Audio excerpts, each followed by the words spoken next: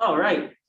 Thanks everyone for coming. I'm very happy to have Chen be able to tell us about his interesting work remotely. I had the pleasure of overlapping with Chen for a few hours in Italy, I think, but that wasn't enough time. So I'm glad to be able to see him again.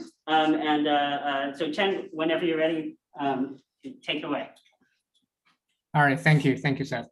I mean, it's my great pleasure to be able to present the work, even if it's just remotely. I mean, I hope that there's a chance for me to visit soon in the near future. So this talk is going to be mostly based on a recent work that I collaborated with Manuel, a postdoc at University of Maryland, and Gigi at Brown University. Okay. So we know that axions, they were originally motivated by the strong CP problem, but beyond the QCD axions, they are naturalized states that appear in a lot of UV theories, including string theories. And because of they are light, they provide some interesting way to produce dark matter non-thermally through the misalignment mechanism. And for axion mass, because they can vary many orders of magnitude, so there could be the signal, the way they manifest themselves in astrophysics dataset could vary a lot. For example, when their mass is around 10 to the negative 20 eV, this is around roughly the galactic scale, there could be some gravitational imprint in the galactic kinematics. And recently we showed that indeed, using the rotational curve, we could say something interesting about the cosmic abundance about the ultralight dark matter, and we could actually put constraints on that.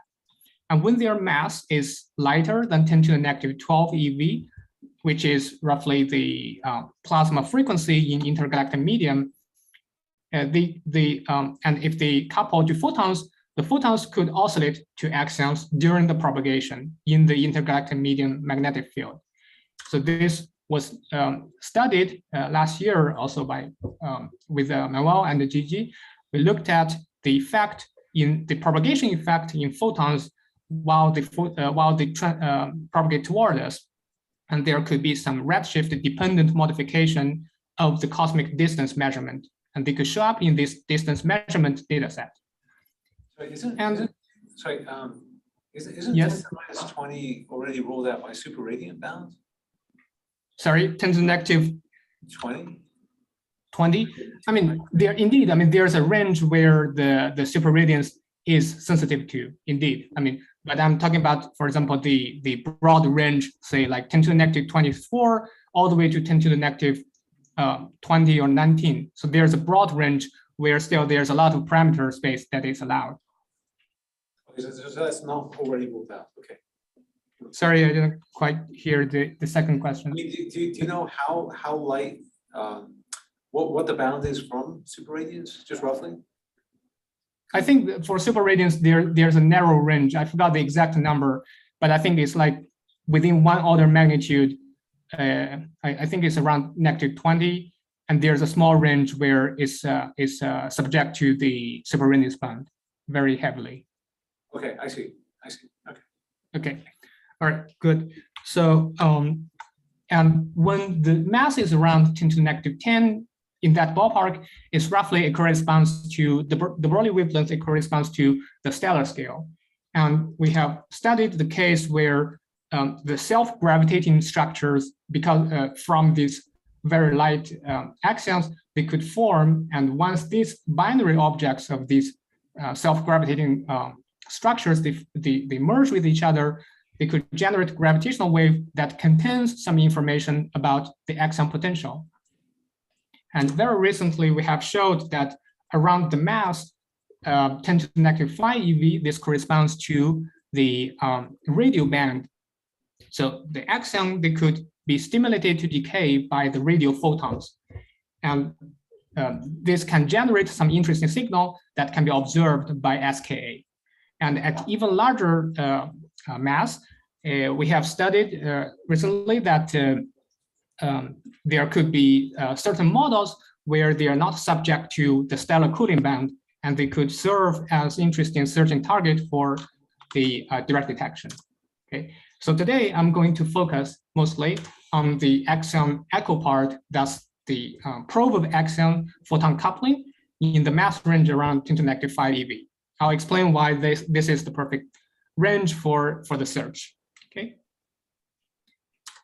So we know that for the Axion standard model coupling, among all the couplings, the Axion photon coupling is one of the well-studied coupling. And the astrophysical environments actually, they provide a very interesting lab for us to study this coupling. And among many features, here are a few. One of them is that inside the astrophysical environment, there's magnetic field at large scale. So that provides some background for the photon axion that could oscillate to each other. And also because of the large scale, that gives us a long propagation distance for photons to propagate through. When we use these two features together, as I said, there could be some interesting distance measurement effect that we can use to probe this coupling. And there's another very interesting feature in the astrophysical environment, which is the high photon occupation number. And because of the high photon occupation number, they could provide a Bose enhancement to amplify any tiny conversion. And that is what we are going to talk about. For these, we combine the last two features to examine the Axion photon coupling. Okay. And in order to understand the Bose enhancement, let me just draw you a very simple cartoon in the analogy to the stimulated emission. For the stimulated emission in the laser system, we need a two-level system, at least two, and in order to amplify it, usually we need a multi-level system, but let me just do a simplified one. We need to have an excited state, a ground state, and there's a chance for the excited state to transit to the ground state by emitting a photon. So when there's an ambient photon whose energy is the same as the photon in this transition, the transition rate will be enhanced. Okay. And actually, it doesn't have to be just a two-level atomic system. It could be any two-level system. For example, one way to think about it is that we can take the axion as an excited state and the photon as the ground state. The axion decay now can be thought of as a transition from the excited state to the ground state by emitting a photon, another photon. Okay, and this actually can also be amplified. It can be Bose enhanced when there's ambient photons. In order for it to happen here, we can see that in order to, for example, for the axions to decay at rest, the photons, they need to match half of the axion rest mass. And in order to have a large Bose enhancement, we also want a large occupation number. Here, in terms of the photon flux, the flux density, we want with a fixed flux density, we want the photon energy to be at the low end so that the occupation number is large. But we can't go arbitrarily low scale, low energy, because we also want we want to detect this signal. At very low energy, the background would be large. So when we put all these factors together, it turns out that when the axion is around 10 to the -5 eV around the gigahertz frequency, this effect, the stimulated decay of photons, the stimulated decay of axions is mostly observable. And before I dive into all the details to describe the signal, I just want to first qualitatively show you what the signal depends on. So question, Chen? Yes. Yes. What's the background you consider? So the background here is just the ambient radio signal at the same frequency. Okay, so we have some radio signal from, let's say, from CMB and also from the galaxy diffusion. So these are the potential sources for the observation in any radio astronomy, and that could be the signal for our, the background for our observation. I don't know if that answers the question. And it started. Assume maybe. Yeah. You mean okay. it's ended at gigahertz. Yes, I mean it's around gigahertz. So anything at gigahertz in the radio band that will be the signal for the observation. Right? I mean, I'll talk more about the actual background when we go through the computation. Okay. Is there something like from other side, because you said it's best for that gigahertz or the 1 gigahertz? What happens at high frequency? I mean, at high frequency, basically, because so one way to think about it is that once you fix the flux density for the photon source, if you go to large frequency, your occupation number simply just drops, and your Bose enhancement becomes weaker, right? And on the other hand, if you go to low energy, even though you have a very large occupation number, but the background becomes just too high. The atmospheric, for example, temperature increases, and that just I mean, we found a sweet spot where the background is low enough, yet we also have a large occupation number. So that's around 10 to negative 5 eV. Okay. So for the signal, I mean, so now the goal is to look for the stimulated decay of axions, and the signal here will depend on 3 components. One is the stimulating photon source that simply says that the brighter is the photon source, the higher it can, the larger stimulated decay signal can it result lead to, okay? And another component is the axion density. So here we assume axion to be dark matter, so basically it's the dark matter density. And if we model these 2 astral components carefully, we model the simulating source, how bright it is, and the evolution, and we model the morphology of the dark matter density, then we can say something that's really interesting to us. That is the fundamental quantity related to the axion photon coupling. Okay, so in the rest of the talk, I'm going to mostly describe the first 2 parts and show you how we can put constraints on the axion photon coupling.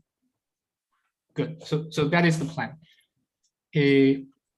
And let's see. Now let's look at the stimulated decay a little bit closer. So now suppose that, because now we assume axions to be dark matter and they are cold, so suppose that we look at an axion that decay at rest. Later I'll add in this dispersion, but now let's think of it as decay at rest. And suppose there is a localized photon source somewhere here, okay? And then from the photon source, it emits a bunch of photons that pass by this axion, and it causes the axion to decay. It stimulates this axion to decay.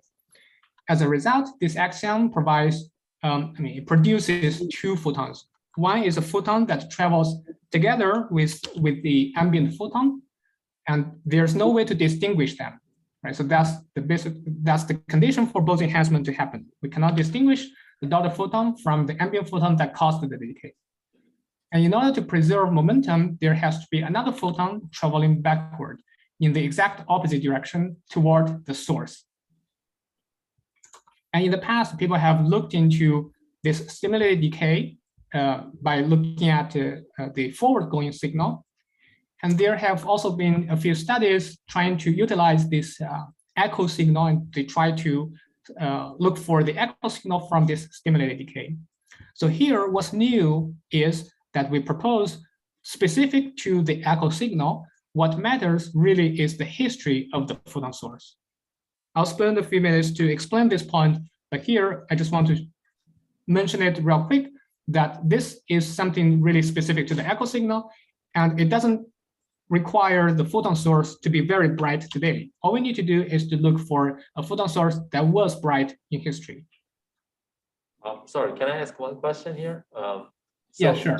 Those photons that stimulate the decay, what kind of system are we talking about? Is this like intergalactic medium type of environment, or should this be some sort of galaxies? What kind of environment are we talking about to actually have those photon flux to stimulate the decay? Right. Good. Thanks for the question. So here, for the photons that cause the stimulated decay, a few different sources were discussed. For example, in the studies that looked into the forward-going signal, they actually looked at both homogeneous sources and inhomogeneous sources, including the CMB photons and also the galactic center, for example, and also the some bright radio source, including the Cygnus A, for example, the radio source. So and these radio sources, I mean, some of them are within our galaxy, and some of them are outside the galaxy. And here I'm going to propose that inside the galaxy, actually, we have very good radio sources. That is the supernova remnants. But I'll go there just in a few slides. Okay, thanks. Okay, good. Thanks for the question. All right, so where are we? We were saying, right, so let's look at the echo signal here, just to understand, just compare these two types of signals and why echo signal is particularly interesting for us. And there are actually, roughly speaking, there are two benefits to look at the echo signal compared to the forward-going signal. One is that the echo signal has a lower background. And the other one is to, we will see that the echo signal really depends on the history of the photon source. So in order to understand these 2 points, let's look at this cartoon. So suppose there is a photon source some distance away from us, and in history at some point, it started to emit some photons. Even though most of the sources, they are continuous here, I'm thinking about, I assume that we only look at a small duration. Just for illustration purpose, we look at a small duration in time. So the bunch of photons produced, emitted by the source, we can think of it as a pulse, like a photon pulse. And this photon pulse, they will travel toward us. And while they propagate toward us, they pass by some axion dark matter, and they cause the axion dark matter, some of them, to decay. And right after the decay, there are some daughter photons from the decay that travel together with the photons that emitted by the source, and they arrive at the detector at the same time. So immediately you can see that half of the point, which is the signal and the background, they always travel together, they always arrive together for the forward-going photon, okay?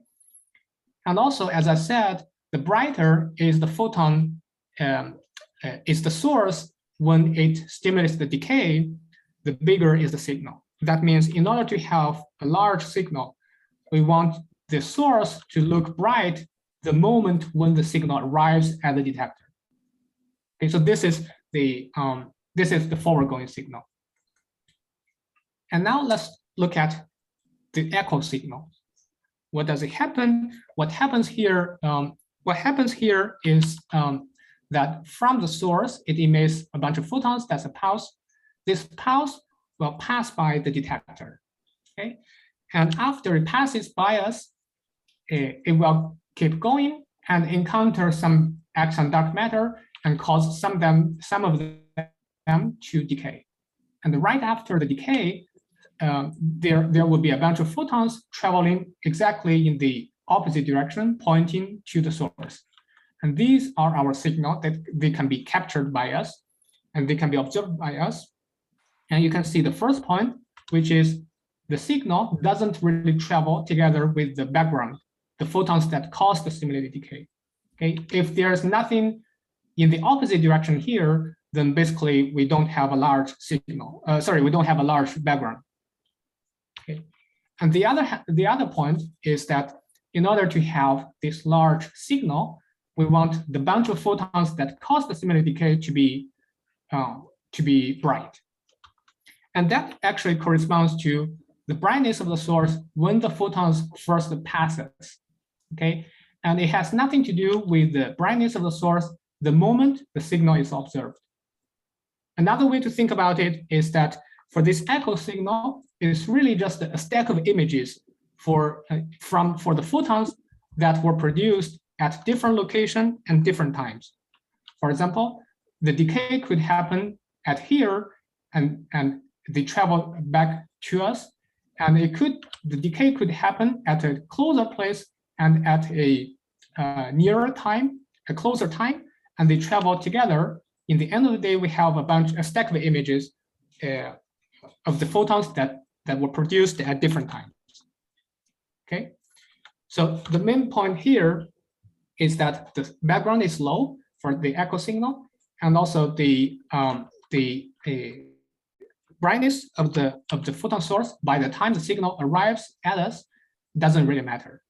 So the name of the game now is to look for sources that once were very bright, and we identify that the supernova remnants, they are good candidates. They were once very bright, even though that they could be dim today, but it doesn't matter. It's the history that matters for the echo signal. So just before I move on, I want to show you the master formula we use for the echo signal. So this is the expression for the photon flux and for the flux density of the echo photon. And as I said, it depends on three components: the flux density of the photon source that causes the stimulated decay, and the axion density, which is the axion dark matter, which is the dark matter density here we use, and the decay width. This is the spontaneous decay width, which contains the axion photon coupling. So as I said, if we model the photon source carefully, and also dark matter, assume some dark matter density, we can say something about the coupling constant. And one thing I want to draw your attention to is really that this integral is taken for the whole history of the photon source. Okay, so we are integrating really in the history of the photon source, and we stack up all this stimulated decay, all the decays, and we get this combined signal. Okay, so far I haven't said anything about the motion of different components, including the source, the observer, and dark matter. Okay, I assumed everything is at rest. Yes. Sorry. One question about your formula. Do you assume like a density of dark matter will evolve during the TH? Sorry, do I assume the density of dark matter what? It will evolve during TH. Will change. Like, sorry, you mean like sorry? do you have a time Do dependence? I assume the density to be time independent? Is that the question? Yeah. Oh, yes, because here the age we are talking about, I'm going to show you for the benchmarks, is really a few thousand years. Okay, so within a few thousand years, we don't really expect a huge change of the dark matter density. And at most, we look at maybe a few tens of thousand years, but that's the most. Okay, so this type of physics, sorry, so this type of physics, we are talking about like what, redshift order 1 or 100 or 1,000? What is the no? There is no redshift here. right? Then can't you expect some sort of resonance bump in the photon spectrum? In principle, in both ways, either from the echo or from the forward moving or forward going photon spectrum. I mean, I think that's the signal. It's a signal, Okay, but so for the to forward, clarify, I'm just saying, yeah. sorry, yes? Yeah. No, go ahead. I'm just asking. So we can expect the resonance bump, right? If so, for fixed axion mass, we do get a bump in the photon spectrum distribution, if there is a signal, right? Right. So by a bump, I assume you're talking about the line, like the line signal, right? So I'll show you the line width and the height of the signal, and that comes from the decay of the axions. Yes. Right. And as for the time dependence here, because we are talking about a time dependence, I mean, a time that's very closer to us. I mean, and also everything happens within the galaxy. So we're not really talking about a high redshift here. Right. I mean, I'll show you the numbers. Right. That's why I asked what is the redshift of the relevant event. But yes, please. Right. Yes. Okay, good. Thanks. Thank you. Right. I mean, so the redshift here is really small. So, I mean, I'll show you the benchmark and the results later. Yeah, I'm just sorry. Follow up. Yeah, can you just have some transient events like some sample halo across the line side will give you boost your signal some way. Oh, that's very interesting. Let me think for 1 second. You're saying suppose that there is some subhalo moving, I mean, traversing this line of sight, trespassing this line of sight, and that could, because of the high density, that could change or even induce a time varying some transient signal. Is that what you have in mind? Yeah. Yeah, I mean, honestly, I haven't thought about that scenario, but it sounds intriguing to think about. So here we assume, I mean, we assume a density that doesn't depend on time, but now I see why you mentioned the time dependence here. I think it's something that's worth thinking a bit more. Thanks. Okay, yeah, but thanks for the comment. I think it's very interesting thing that I like to discuss a bit more maybe later. Right, okay, so this is the formula for the signal strength. And here there's a few subtleties that we need to take care of, because not everything is at rest, and there's motion of the photon source. And later I'll show you that mostly we take the source, we take the supernova remnant as the source. So there's motion of the supernova remnant, and there's also coherent motion of the observer, because we are constantly rotating with respect to the sun, and the solar system revolves around the galaxy center, right? And there's also because dark matter is not completely cold, they have the velocity dispersion, and because of the velocity dispersion, it can also lead to some penalty to the signal. So all of these motions, they happen at the same time, but let's disentangle them to look at these different motions one by one, okay? And first is the coherent motion of the source.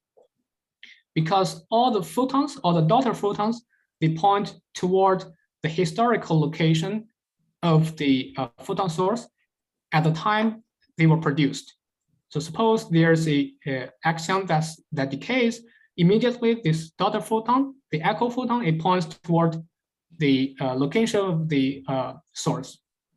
And if over the time the source moves, then basically the photons that were produced at different times, they point to different directions.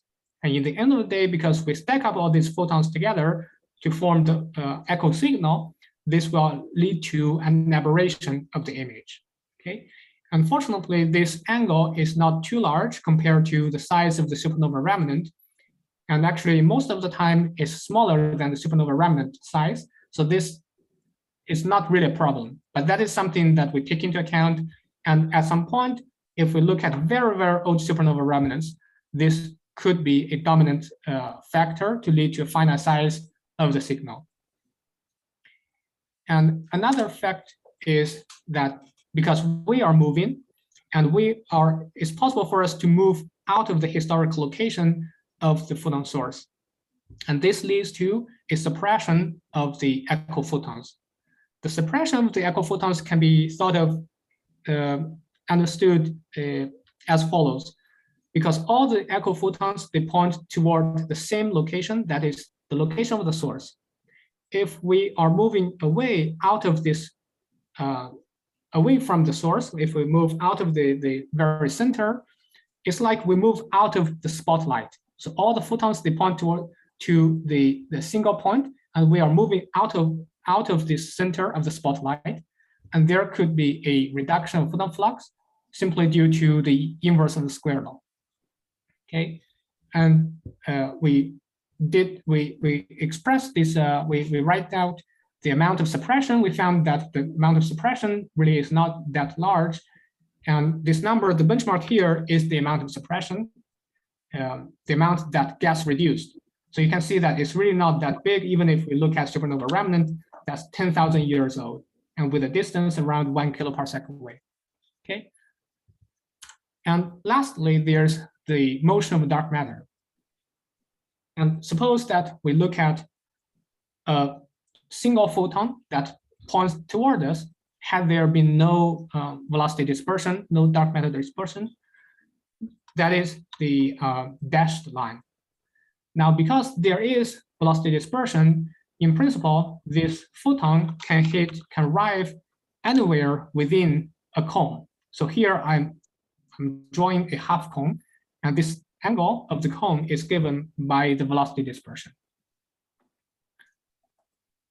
So now, just by looking at the plot I just showed you, it seems that there's a large chance for this photon to miss the detector. It could reach anywhere in that cone, but fortunately, this effect can be compensated if we increase the observing angle. That means now if we look at another photon, and it would have missed us if there's no velocity dispersion in dark matter. But now, because of the velocity dispersion, it's possible now for this photon to get dispersed and reach us, okay, with the same angle here given by the dispersion. So the final effect of this velocity dispersion of dark matter is simply a blurry of the image, okay? And this angle of the image due to the dispersion can be expressed, and it can be related to the velocity dispersion and the distance of the photon source, as well as the distance to the decay location, okay? And when we put everything together, we can see that the factor here is most of the time is just order 1, and occasionally is order 10, but still the dispersion angle here, the enlarged angle of the image of the echo signal is still small enough. So this is not really a problem. And all of these three effects, there are some reduction of the signal, but the motion of different components, the source, the observer, dark matter, they not always bring us some bad results. They also helped us save the signal. And that is because of the following. Suppose nothing moves. Suppose the Earth, the source, supernova remnant, and dark matter, none of them moves. Then there are two effects that can completely kill the signal. One is that the stimulated decay of the photons, there could be a region of the Earth's shadow, and inside this shadow, none of the dark matter is stimulated. That is a minor effect compared to the next one I'm going to talk about. The next one is that because if nothing moves, then all the daughter photons, they track the exact opposite direction, exact path where the original photon came, and they will go back directly to the source. That means if the stimulated decay happens, the original photon cannot be blocked by the Earth. Now, as a result, when they go in the opposite direction, track the original path, they will not be received by the observer either. Okay, they will just simply reach the photon source. So that the Earth, the sun, everything, it moves, and now we can compute actually the time where Earth moves out of its own shadow, and actually this time is very, very short. So it doesn't really reduce our signal that much thanks to the motion of the Earth. Okay. So what have we learned so far? Basically, we have looked into the axion stimulated decay that happens because of some localized photon source, some inhomogeneous photon source, and we saw that indeed the historical brightness of the radio source, that is what leads to what decides the magnitude of the signal. Okay. And next, I'm going to show you some modeling of the supernova evolution and the pipeline we use at SKA, how to observe this signal, and also I'll show you some results and discussion. So first, the supernova remnant evolution. So for supernova remnant, we know that there are a few phases during the evolution, during the lifetime of a supernova. And right after the explosion here, the light curve, it rises up. So the y-axis is basically the luminosity of the supernova, and the horizontal axis, that is the time after the explosion. So right after the explosion, the luminosity rises up exponentially because of the change of the change of the optical depth. And after a while, it reaches the peak luminosity at a time I label as T peak, that's the peak time. And not long after that, it will transit to the second phase. So in the first phase, the expansion rate is roughly constant, so it's called, usually addressed as the free expansion phase. In the second phase is the adiabatic phase. And during this phase, the luminosity changes according to a power law with respect to time, okay? And beyond the, so for another thing is that for the first phase, there have been some studies about the functional form of the luminosity curve. And it was studied both theoretically and also it was fit empirically with some real data. And it turns out that for the first phase, this formula provides a good enough fit. Okay, it's an exponential power law fit. And inside this formula, it has two parameters. One is the peak luminosity. That means that corresponds to how high this light curve can reach. And another parameter is the peak time. That is when the peak luminosity is reached. For the second phase, as I said, it's simply just a power law with a single power index. Okay. So beyond the first two phases, there are a few other phases, including the snowflow phase and the dispersion phase. And finally, it merged into the interstellar medium. So, but because the third and fourth phase, they are already fairly dim, we do not take into account these two phases, and we only consider the first two phases and the contribution to the echo signal by these two phases. Okay. So now let's look at the light curve, and there are a few parameters, as I said, basically that's when it reaches the peak luminosity and when the first phase transits to the second one and the age of the supernova remnant. And also, as I said, there's a slope for the second phase, the power index. And these are the shape parameters. After we fix the shape, all we need to do is to anchor the luminosity curve. And this can be done with either the early data, meaning that we could look at the statistics of newly exploding supernovae, and we try to understand how bright they are the moment they just exploded or days after explosion.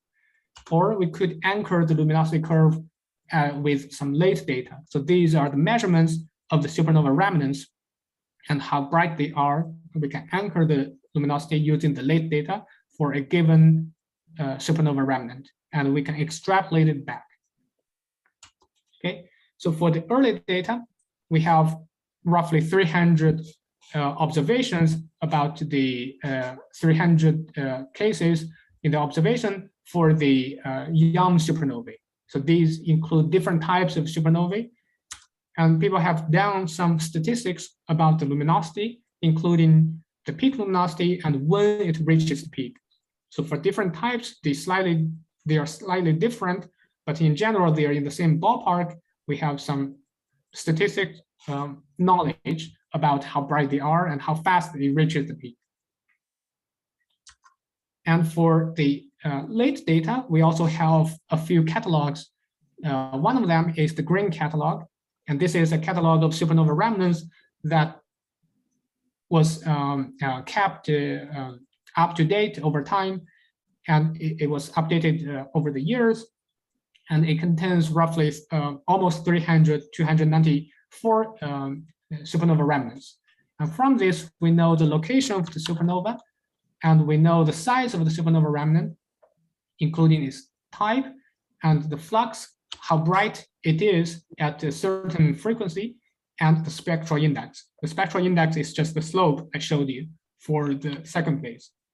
Okay, and some of them are known historical supernova remnants related to a historical supernova explosion, and some of them were not observed in history either because they were super old, older than the history of human having telescopes, or because they were not bright enough. Okay, and there are other supernova remnant catalog. We also cross-check. In general, they are consistent with each other, and at some point, sometimes they contain extra information. For example, in another catalog of supernova, they have the estimated age of the supernova remnant using observations at different bands, including the X-ray band or other observations to estimate the age. Okay, so put them together, we know that for the early supernova remnant, for the early phase of the supernova remnant, we know the statistical range of the peak luminosity and also the peak time when it reaches the peak. And for the late phase, we know the luminosity today, the slope of the power law, and we know the size, etc. And also we have some estimate of their age. So now we know the early data, we know the late data. We could model the time evolution of this photon source. And after we model it, we can put this into the integration to get to understand how bright it is for the echo signal, okay, for any given coupling constant. So now let's look at the detectability at SKA. So SKA is really two radio scale telescopes, and it contains two components. One is the SKA mid, the other is SKA low. And these two are at different locations. So that's why we usually hear this statement, SKA is really two telescopes, and one is in Australia, the other is in South Africa. And first for the SKA low, so what I'm going to talk about here is based on the phase 1 design. Okay, so that is the most definite design. And people are talking about the phase 2, but that has a larger uncertainty in the final form of the design. So for SK1 low, it covers a frequency in the range of 50 megahertz to 350 megahertz, and it has the unit of stations. So by station here in this illustration picture, this circle here is one station. It contains a bunch of antenna, and they could work with each other, work together to form a beam. So in other words, one station works as a single telescope, and they can form a beam. And there are 512 stations. For each station, the effective diameter is 38 meters, and the distance between different stations varies. So they form different baselines because they could run in both single dish mode and also the interferometry mode, which I'll talk more about just in a few slides. And the longest baseline here is 80 kilometers. For the SKA mid, these are situated at South Africa. They're going to be built there, and the frequency range is different, is higher compared to SKA low. And the unit is dishes, is a dish, and it contains two different types of dishes, but let me not go into there with too much details. And the longest baseline is 150 kilometers, okay? So now let me show you the pipeline, how we can convert the echo signal to something that's actually measured at SKA. So this is really some basics, some really astronomy 101. So bear with me while I walk through this real quick. So first, let's look at the signal. So in the end of the day, what matters is the signal over noise, but let's start with the signal. So here, this flux density is what I just showed you is the integral. It contains the three components, and after the integration, we get the flux density of the signal. And for flux density, just to remind you, the unit is power per area per frequency. So in order to convert it to power, we need to integrate over the line width, integrate over the frequency and also times the receiving area. So for the frequency line width, that is determined by the velocity dispersion of dark matter. So in a hypothetical scenario, if there's no dispersion, this thing will be simply a delta function. And once we integrate over 0, it gives us a finite size of the signal. But in reality, we have a finite line width, and because the line width is very small, so we simply multiply them together. And A is just the telescope area, so that is the receiving area. The larger is the area, the more telescope we have, the bigger is the final signal. And for the telescope, they have a efficiency in receiving signals, and we extract this information from the design report. So this is for the signal power. And for the noise power is the standard formula people use in radio astronomy. So first, the noise at any given moment, or in other words, the instantaneous noise can be written in terms of the systematic temperature multiplied by the bandwidth of the telescope. And the noise contains a few different components, including the CMB, the atmospheric noise, the galaxy and receiver and spillover noises. Okay, so different components, we add them together and get the instantaneous noise for each single unit. And now we have multiple units, we combine them together, we add up these noise powers. And for noise, because they are uncorrelated with independent measurements, if we have a few different measurements, this can reduce the noise by the square root of the number of measurements. Because we have, for photons, we have two polarizations. So that's what goes into the independent measurements. And also for noises, they are uncorrelated beyond the inverse of the bandwidth. So that for a finite duration of observation, we can roughly think of during the observation, we have this number of independent measurements. And delta nu is the bandwidth, by the way. And for because the telescope can run in single dish mode and also the baseline mode, the interferometry mode. So in each mode, we count this independent measurements. For the single dish mode, each dish works independently with each other. So the number of dishes is simply the number of independent measurements. And for baselines, for the interferometry mode, each baseline is the unit for the observation. So the number of baselines is what goes into the denominator to suppress noise. So immediately you can see that for n dishes, n units, the number of baselines is roughly n squared. There's a factor 2 there.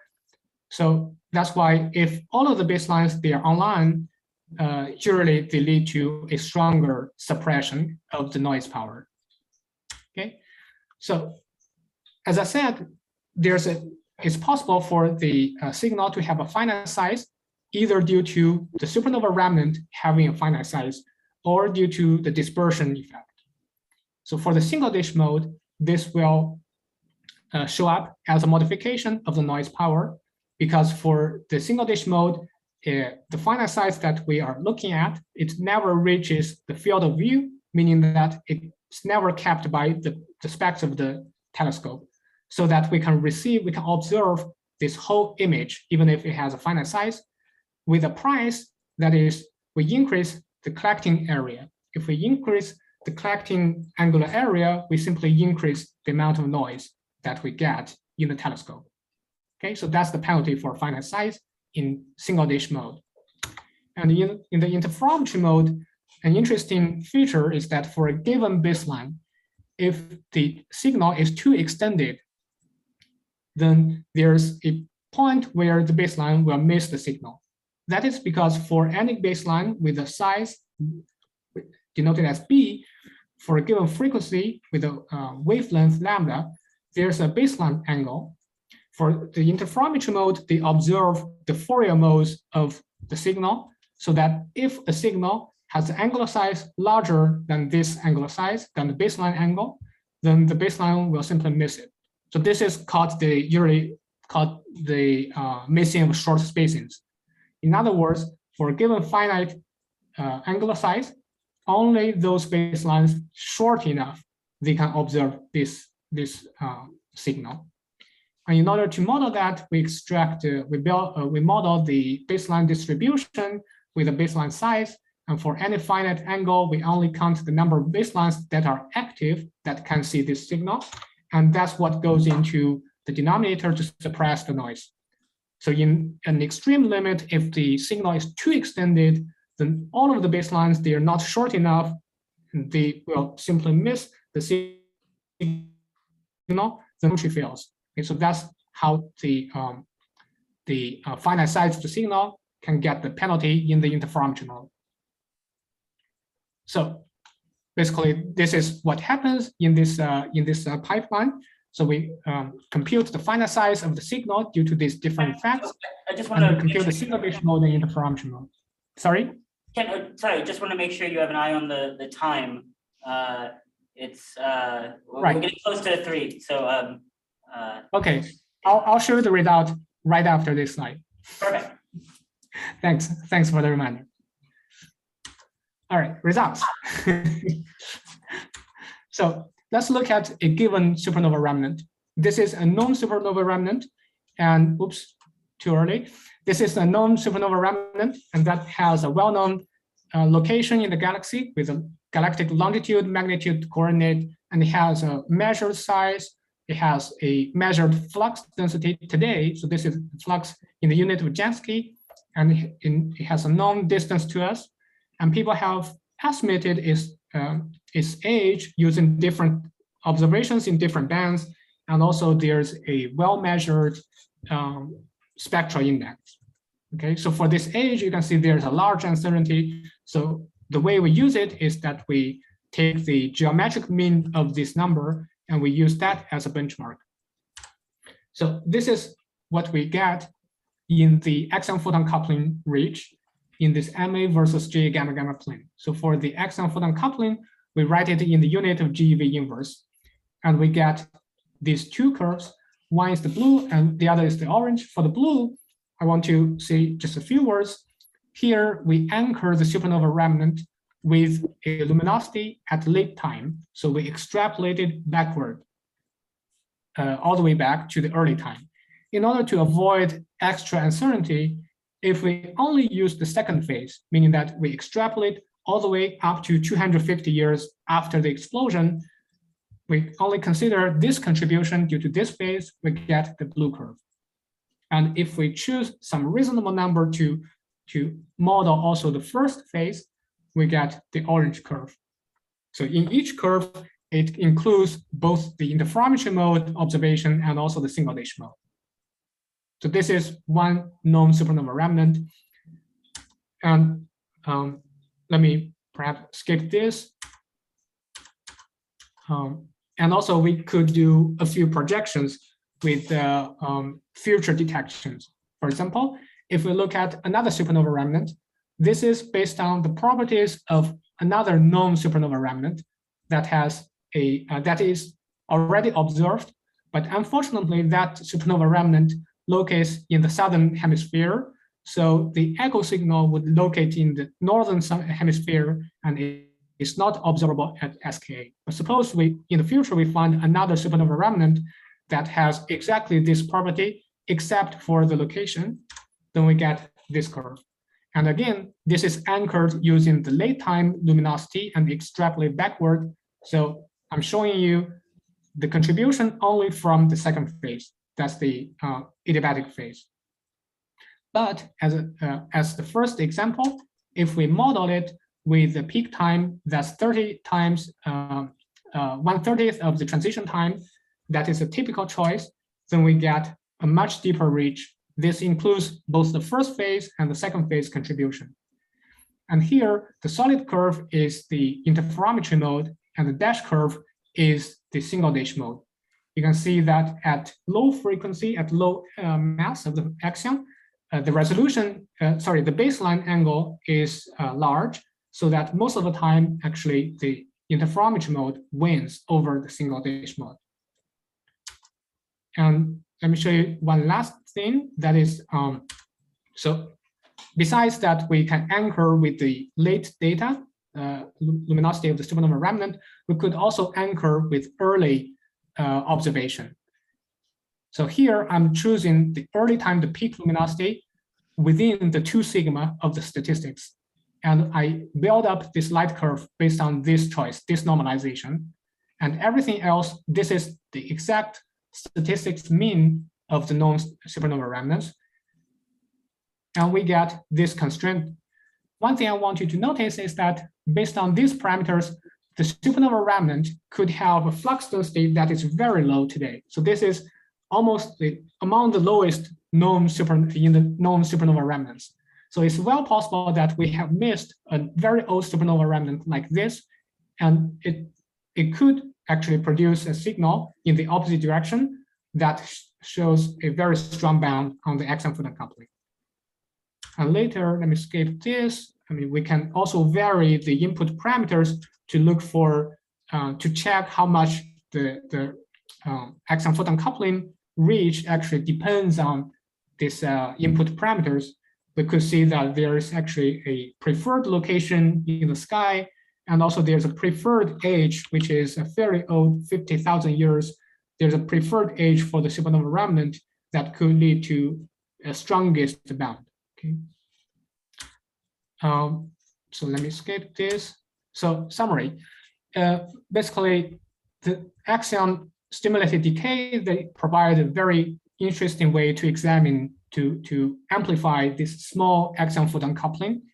And if axions, they are stimulated by some localized photon source, there could be this echo signal that points backward toward the photon source.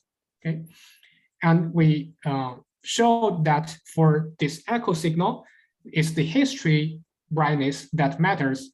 So supernova remnants, that's a very interesting candidate, and they can lead to interesting bounds for this axion photon coupling even beyond the cast.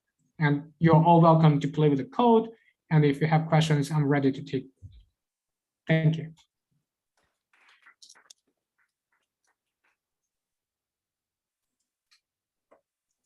I have a question while other people are still thinking.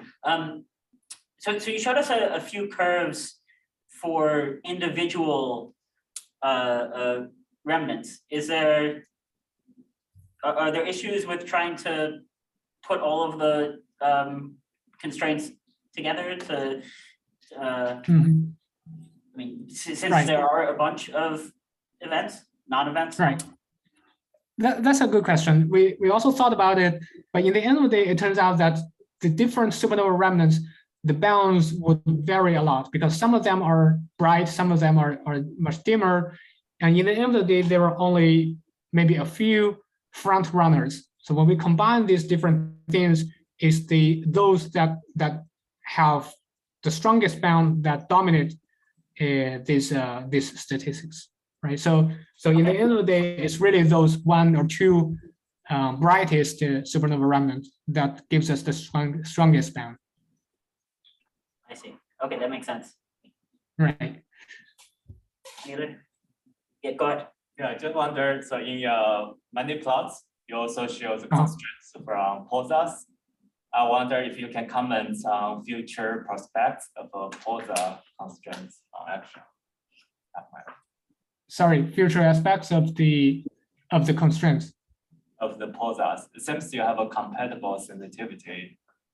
Like if I look at this neutron star, right? I mean, by neutron star, I thought you mean by pulsars. So it seems you have a compatible sensitivity.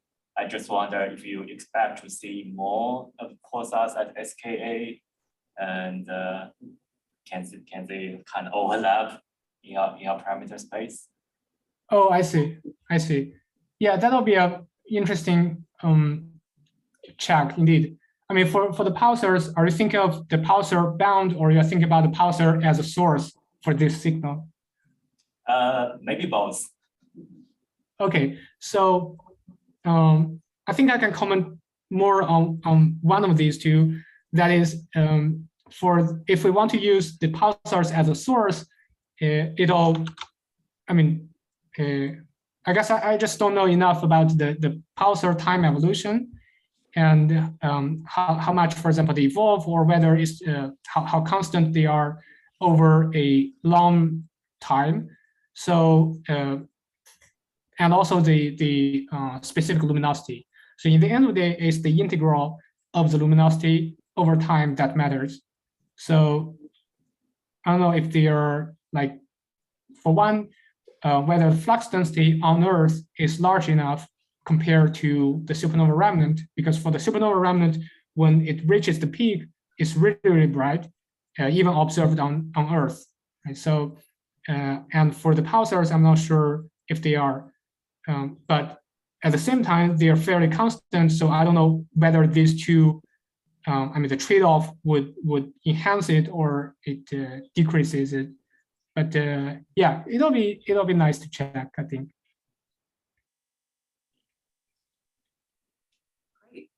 And also one quick comment is that in the end of the day, I don't know if I have it here.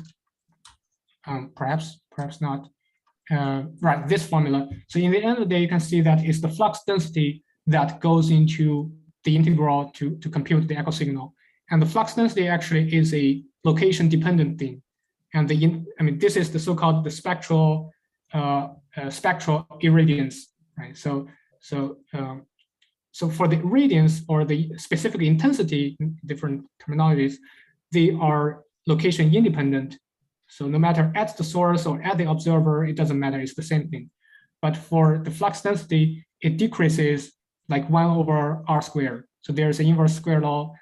And if you have something that's very bright, but if it's too far away, then on Earth, the flux density is still too low. So that's something to keep in mind if you want to check the signal for a specific source. Great.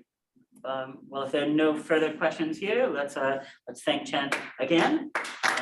All right, thank you guys.